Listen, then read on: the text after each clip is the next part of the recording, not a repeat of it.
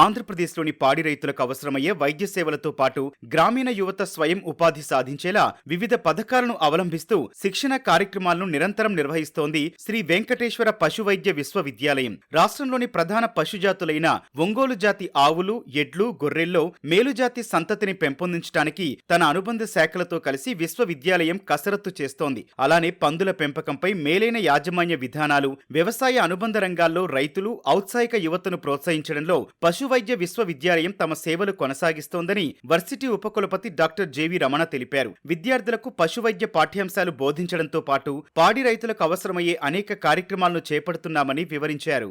శ్రీ వెంకటేశ్వర పశు వైద్య విశ్వవిద్యాలయం పరిధిలో 4 వెటనరీ కాలేజెస్, ఒక డైరీ టెక్నాలజీ కాలేజ్ ఉందండి.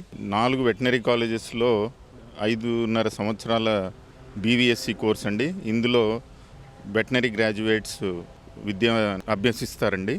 అదేవిధంగా డైరీ టెక్నాలజీ కాలేజు తిరుపతిలో ఉంది. వాటిలో బైపీసీ ఇంటర్మీడియట్ విద్యార్థులు అందులో ప్రవేశం ఉంటుందండి. అదేవిధంగా మాకు 8 రీసెర్చ్ స్టేషన్స్ ఉన్నాయి. గుంటూరు లాంలో ఒంగోలు జాతి పరిశోధన సంస్థ ఉందండి. ఇక్కడి నుంచి రైతులకు మేలు రకమైన ఒంగోలు జాతి ఆవులను, తర్వాత బుల్స్ని కూడా సప్లై చేస్తాము. అదేవిధంగా మహానందిలో కూడా మాకు ఒంగోలు జాతి పరిశోధన సంస్థ ఉంది.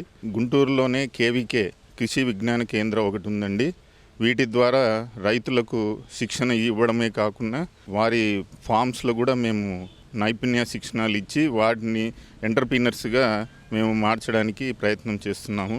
అదేవిధంగా తిరుపతిలో ఏసీఆర్పి ఆన్ పిగ్స్ రీసెర్చ్ స్టేషన్ ఉందండి. అందులో పందుల పెంపకము, వాటి యాజమాన్యం ఇవన్నీ కూడా సర్టిఫికేట్ కోర్సెస్ అందిస్తున్నాము. నెల్లూరు జోడ్పి షీప్ రీసెర్చ్ స్టేషన్ పలమనేరులో ఉంది. ఈ రీసెర్చ్ స్టేషన్ ద్వారా మేము రైతులకు మేల్ జాతి పొటేళ్ళు ర్యామ్స్ని ఇస్తున్నాము.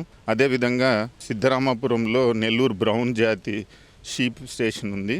విజయనగరం డిస్టిక్లో గరివిడి షీప్ రీసెర్చ్ స్టేషన్ ఉంది. వీటినన్నిటితో పాటు మనకు సిసివిసి అని కంటిన్యూస్ ఎడ్యుకేషన్ ట్రైనింగ్ సెంటర్ అని మనకు తిరుపతిలో ఉంది. వీటి ద్వారా మనం రైతులకు కానీ తర్వాత వివిధ రకమైన ఎంటర్ప్రీనర్స్కి మనం శిక్షణ కార్యక్రమాలు నిర్వహిస్తున్నాము.